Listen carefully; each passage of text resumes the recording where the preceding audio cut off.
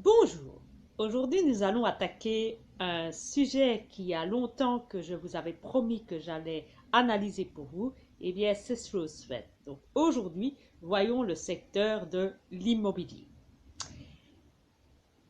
En introduction, eh bien, je peux vous dire que le secteur de l'immobilier est un secteur qui est au fond fragile et très vaste. En effet, ce secteur touche à un grand nombre de secteurs. Ça peut déjà être de secteur privé, commercial ou industriel ou soins de santé.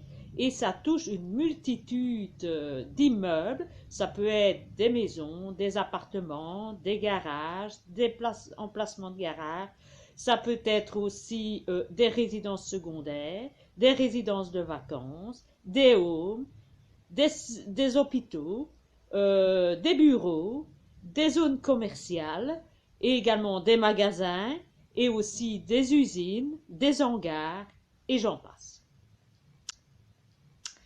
Deuxièmement, c'est un secteur qui n'est pas seulement un secteur d'investissement, c'est surtout un secteur qui touche tout le monde car le logement, eh bien, nous avons tous besoin d'un toit pour vivre, mais également pour travailler. Donc, le secteur de l'immobilier est un secteur qui touche tout le monde.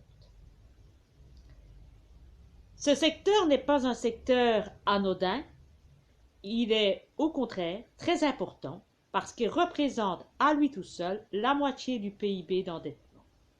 Et comme vous l'avez compris, quand le remboursement ne suit pas, eh bien les banques trinquent et on se tourne, comme on l'a vu en 2007-2008 avec les subprimes, vers l'État qui est amené à devoir renflouer les banques et au final, l'État, c'est nous.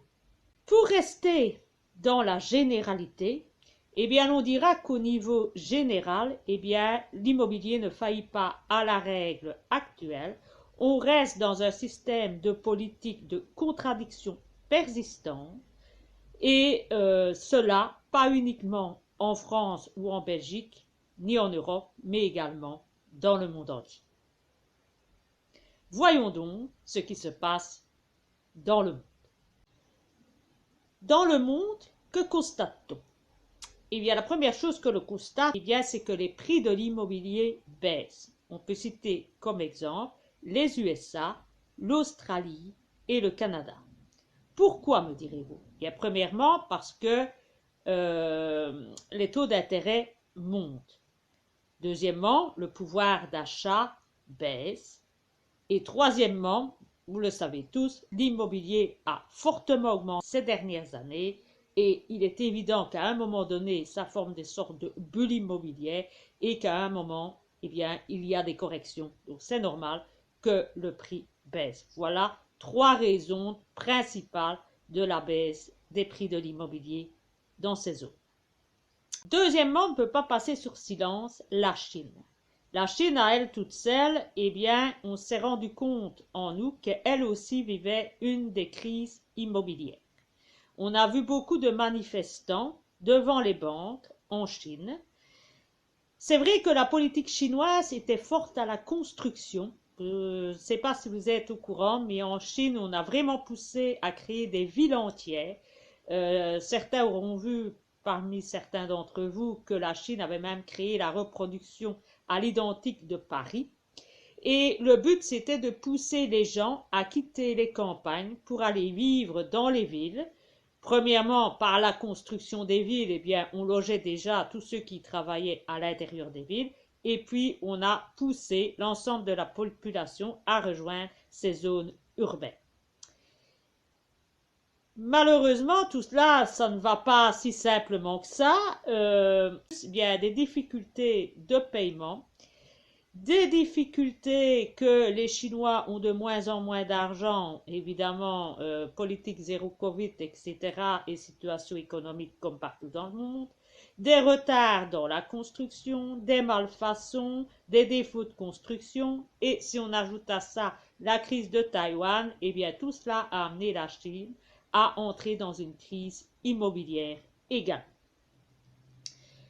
Si l'on compare ça à la Belgique, qui est mon pays, mais également à la France, eh bien chez nous, c'est encore relativement calme pour le moment, même si on s'attend prochainement à une tempête, dont on ne sait pas encore si elle restera tempête ou deviendra ouragan. Pourquoi? Bien parce que le pouvoir d'achat, bien, il diminue, ça, c'est pas un scoop. La hausse des taux, ben, on ne sait plus dire que ça n'existe pas. Citer en un, la politique de gestion des sols. Il y a en effet de moins en moins de terrains constructibles. On a construit fortement ces dernières années. D'ailleurs, si vous allez voir les statistiques, on voit que les permis de construction ont été en forte hausse ces dernières années. Bien que cette année, pour la première fois, on a vu, en tout cas en Belgique, si vous allez voir les statistiques de Stadbel, vous verrez que pour la première fois, les permis de construction sont en diminution et achat d'existants. Ce qui est peut-être un signe d'une future récession. Voilà. Et en Belgique, d'après ce que j'ai pu lire, ce qui m'a surpris, c'est qu'on a encore beaucoup de terrains agricoles, mais très peu de terrains forestiers, et le restant est principalement des zones résidentielles et industrielles. Maintenant, comme vous le savez, en France, les Français sont au courant, il y a le fameux ZAN, qui est le zéro artificialisation nette, et qui prévoit de faire diminuer de 50% les constructions sur des terrains en friche. C'est le but donc d'empêcher d'encore acheter des terrains pour construire.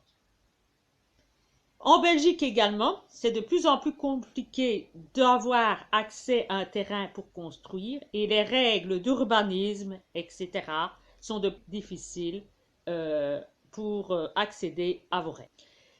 Ça n'a pas toujours été le cas et d'ailleurs, je peux citer un exemple. La région du Hainaut, du côté des Bonvillers en Belgique, c'était des zones très agricoles. Dans la rue où elle était née, où elle avait construit sa maison et que ma maman était née, il n'y avait à peine que 4 ou 5 maisons. Actuellement, l'ensemble de la rue est quasiment rempli de maisons et les terres agricoles ont quasi disparu. Et les politiques anciennes, et pas si anciennes que ça, permettaient de construire sur des terrains agricoles pourvu que ces constructions soient à caractère agricole. Mais cela a été étendu en un sens que, à partir du moment où un hangar ou une construction agricole était plus grosse que le volume de votre maison, vous aviez le droit de construire votre maison. Et du coup, certains en ont profité. Et du fait, on a vu disparaître en Belgique de plus en plus de terres agricoles. Par le fait déjà rien que les prix des terres agricoles ont fortement augmenté, ce qui évidemment a un peu freiné les ardeurs de certains de construire sur des terrains agricoles. Maintenant, je ne rentre pas dans le détail du caractère écologique ou non de construire sur des terrains en friche nouveaux. Bon, ce n'est pas le but du sujet aujourd'hui, c'est de parler de la politique de la crise immobilière, ce qui n'a pas toujours rapport avec l'écologie, j'en conviens.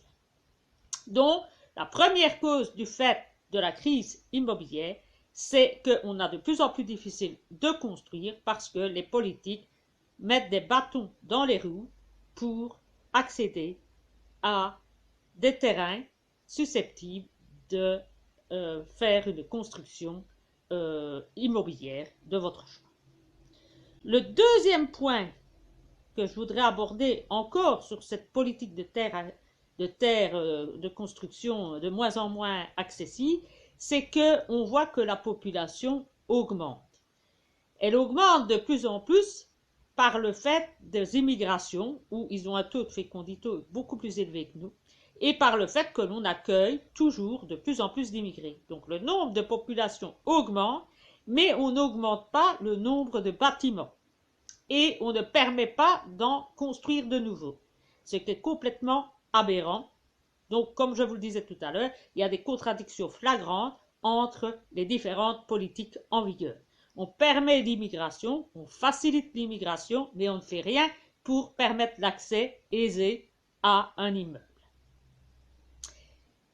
On peut aussi se dire que c'est parce que les politiques tiennent au fond au fait que l'espérance de vie est en train de diminuer et que deuxièmement, la population est vieillissante de plus en plus et que par conséquent, l'augmentation de la population n'aura pas lieu et que l'on gardera un certain équilibre. Il va falloir calculer pour garder l'équilibre entre une population européenne vieillissante et une entrée d'immigration pour garder alors un certain équilibre sur une population stable qui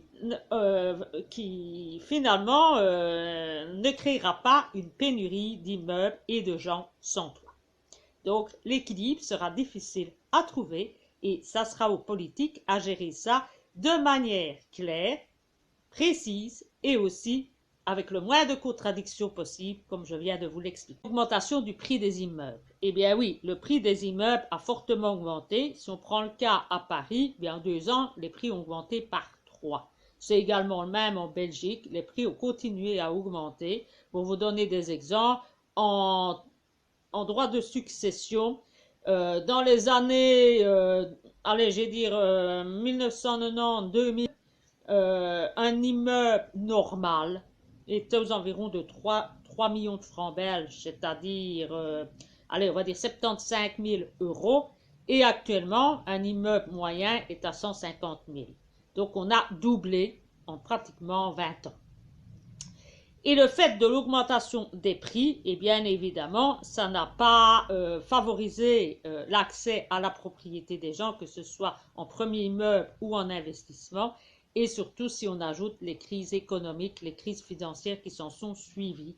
Donc finalement, évidemment, tout ça, en favorisant l'augmentation des prix, bien ça crée des bulles immobilières et l'accès à la propriété de plus en plus difficile. Côté plus écologique, en France, on parle beaucoup du PPE, en Belgique, on parle de PEB. C'est tout ce qui est écologie liée aux immeubles.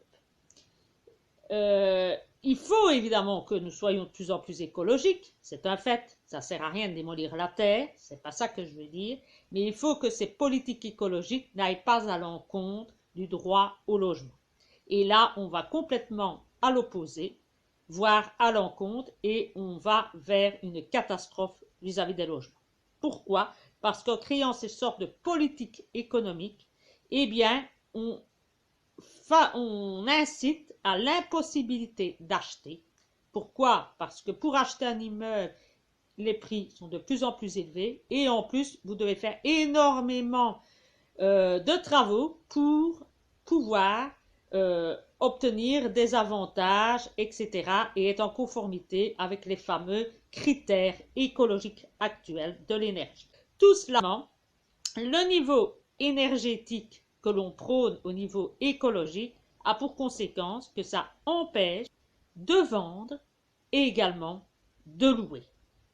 Ce qui en fait, surtout pour les investisseurs, un problème, parce que ça devient de moins en moins rentable, mais c'est aussi pour ceux qui n'ont pas accès à la propriété ou qui ne veulent être propriétaires, au-dessus de leur tête.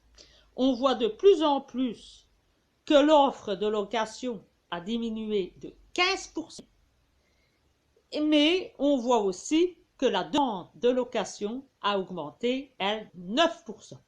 Alors comment va-t-on faire pour permettre à toutes ces personnes d'avoir un toit au-dessus de leur tête dans les prochaines années?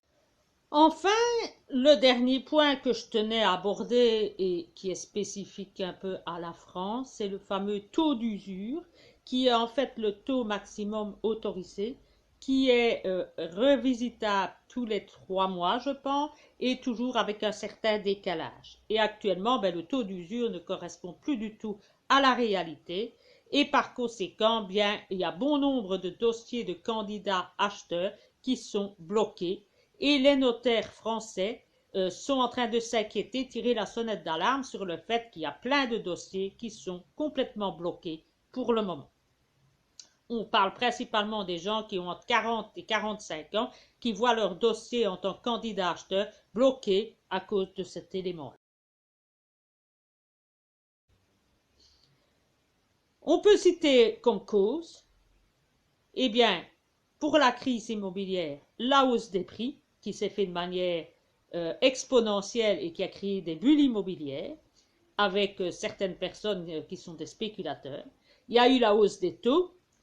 Il y a eu le taux d'usure qui est adapté de manière tardive et qui bloque l'ensemble des dossiers. L'augmentation des impôts, nous le verrons après. La politique écologique avec en Belgique le fameux PEB, etc. C'est-à-dire, pour les Français qui ne connaissent pas, c'est qu'en Belgique, pour louer un immeuble, vous devez contrôler votre immeuble pour voir de quelle catégorie énergétique il est.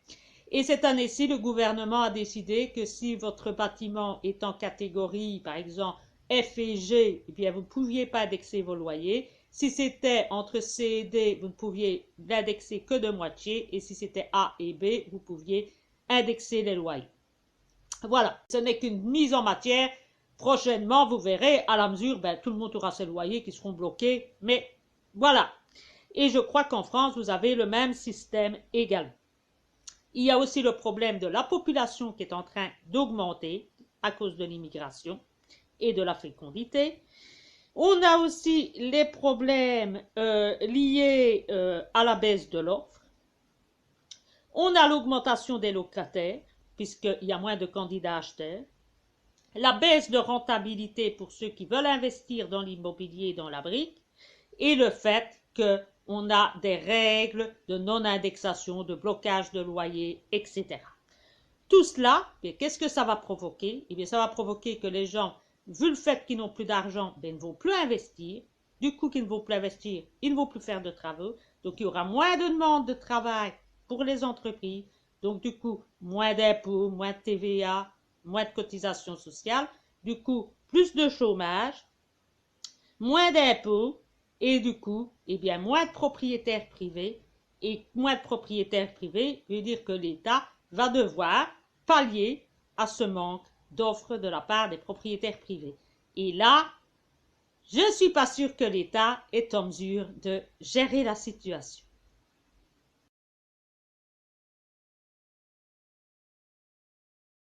En France, d'après ce que j'ai lu, on a à modifier les assurances avec la loi Lemoine. Là, je vous dis que je lis parce que je ne suis pas française, donc je ne connais pas trop le système. Mais enfin, depuis le 1er septembre, apparemment, chaque assurance emprunteur eh bien, peut changer d'assurance à tout moment, ce qui n'était pas le cas avant.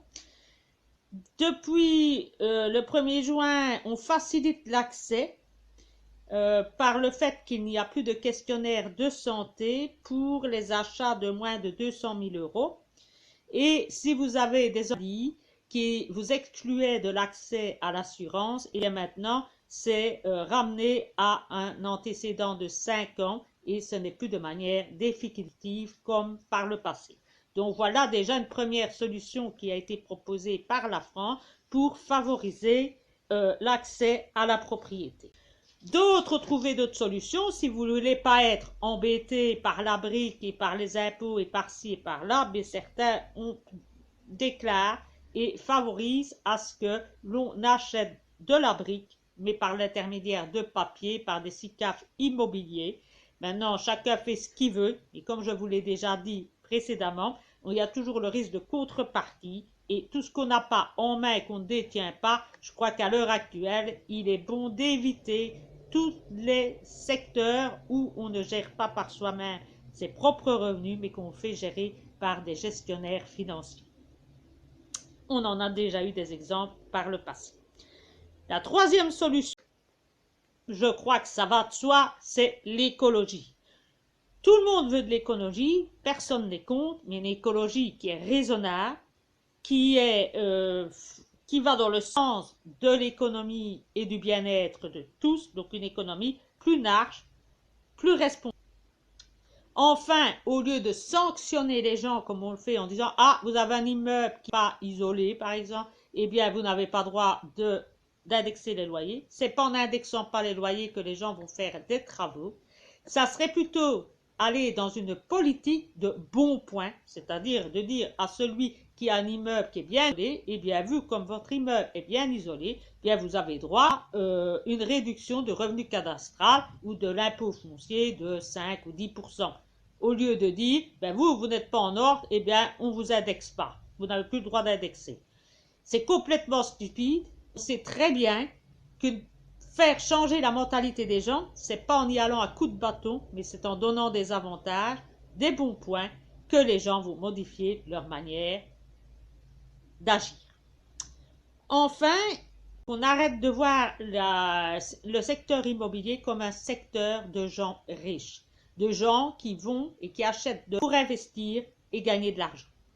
Il faut savoir que beaucoup d'indépendants qui auront très peu de pension ont souvent, au cours de leur vie, l'optique d'acheter un immeuble qu'ils louent afin d'assurer leur pension et d'avoir un petit supplément. C'est quand même un avantage parce que ça permettra aux gens de vivre mieux, de plus user et consommer sur le marché. Et ce n'est pas en saquant les gens que l'on va favoriser une reprise économique et permettre aux gens d'être actifs dans la vie, dans la société de tous les jours. Il faudrait donc voir le secteur immobilier pas comme un secteur d'investissement, mais comme un secteur du logement. Parce que la crise, elle n'est pas pour les investisseurs. Parce que les investisseurs, s'ils voient que leur immeuble ne leur rapporte rien, ils vont vendre, ils vont prendre l'argent de leur vente de leur maison et les mettront sur un compte à vue ou un compte d'épargne ou un livret A et ils prendront les 4% d'intérêt et n'auront pas les ennuis de voir leur immeuble brûlé, démoli, non payé, avec des frais inconsidérés. En banque, ils seront tranquilles et ils ont leur tranquillité d'esprit et ils ont moins d'ennuis qu'en louant. Donc, il serait tort de penser qu'en agissant comme ça, ce n'est pas les propriétaires qui seront les premiers sanctionnés, mais que ce seront les locataires. Que je voulais rappeler, c'est que quand je vous ai parlé tantôt que les taux avaient augmenté aux États-Unis pour emprunter pour l'achat d'un immeuble qui est aux environs pour l'instant de 7 à 8% actuellement, il faut savoir qu'aux États-Unis, ce sont des taux variables. Ce qui n'est pas le cas de la France où on emprunte à des taux fixes. Mais attention, la situation pourrait prochainement s'inverser. En effet, j'ai vu récemment que la Banque centrale européenne veut forcer les Français à taux variable dès 2023. 2023, vous entendez bien. Pourquoi veulent-ils aller vers ça? Eh bien, tenez-vous bien. Ils disent, en tout cas c'est l'argument de la BCE, que ça facilite l'accès au crédit immobilier et que c'est plus facile de prêter à des gens plus fragiles et plus pauvres lorsque les taux sont variables. Les taux variables permettraient l'accès donc à des personnes plus fragiles économiquement. Ce qui est co-variable varie en fonction de l'économie et de l'inflation. C'est-à-dire que quand vous empruntez à un taux fixe, si les taux montent, ben les banques perdent un peu d'argent, mais c'est tout. Et si les taux baissent, ben c'est favorable aux banques, mais lui n'a aucune difficulté, n'est jamais en danger. À partir du moment où le taux sera variable, les risques ne sont plus sur la banque, mais sur l'emprunteur. Si l'inflation augmente, et bien les taux variables vont augmenter et c'est celui qui va douiller, et bien c'est l'emprunteur. Mais conséquence du truc, il y aura des défauts de remboursement de plus en plus grands et les banques seront de nouveau dans la mouise. Mais la transition est accordée à la France jusqu'en 2023, donc il ne reste pas beaucoup de temps. Si rien ne change, eh bien, nous entrerons donc dans le courant 2023 dans des taux variables. En conclusion, eh bien, on assiste bien à quelque chose de mouvant dans le milieu immobilier pour l'instant. Dans tous les secteurs immobiliers ne réagissent pas de la même façon, bien évidemment. Je vous ai donné ça à titre général. Tout ce qu'on peut dire, c'est que c'est une crise immobilière, mais surtout une crise du logement, qui n'est pas à l'abri de la politique, mais au contraire, qui agit avec la politique, et que la politique a une grande importance dans cette crise immobilière et du logement. Il faudra donc à l'avenir revisiter toute cette politique si l'on ne veut pas se retrouver avec des gens à la rue, pas seulement les locataires qui n'ont jamais eu accès à la propriété, mais également aux propriétaires qui risquent également, pour une bonne partie, de se retrouver également du côté des locataires. Il faut donc s'attendre prochainement à une augmentation considérable du nombre de locataires. Il est plus que temps de vendre avant que les politiques ne deviennent encore plus restrictives. Si vous avez un immeuble et que vous êtes propriétaire, bien, essayez de le tenir pour ne pas vous retrouver de l'autre côté de la barrière. Et si vous continuez à avoir des immeubles pour investir en tant que second résident, supplément de pension, etc., eh bien, restez courageux, tenez le coup et essayez de ne pas trop avoir peur des politiques actuelles parce que de toute évidence, à l'avenir, les indexations, ce sera pour tout le monde, on sera tous bloqués et on va avoir une politique de plus en plus difficile à tenir. Donc, il faudrait être courageux, solide, résistant, une fois de plus.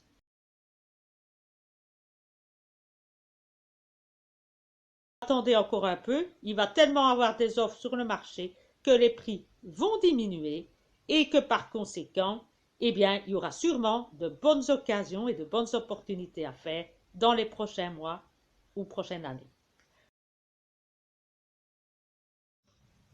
Alors, on peut également ajouter comme type de solution qu'il serait peut-être bon que les États revoient leur politique sur les impôts, car si vous l'avez remarqué, en tout cas j'ai trouvé des informations pour la France, où le revenu foncier qu'on appelle en Belgique revenu cadastral, eh bien il a augmenté de 30% cette année et il compte encore l'augmenter de 7% l'année prochaine.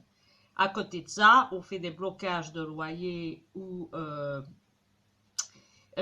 alors on empêche les propriétaires d'augmenter la valeur de leur immeuble lors de rénovation, etc. Et les lois à l'encontre des locataires bailleurs, c'est toujours en profit des locataires et des squatteurs plutôt qu'au profit des propriétaires. Donc une politique nouvelle sur les impôts, mais également sur les propriétaires locataires serait une idée à mettre en place, mais très peu utilisé, c'est ce qu'on appelle l'amphithéose.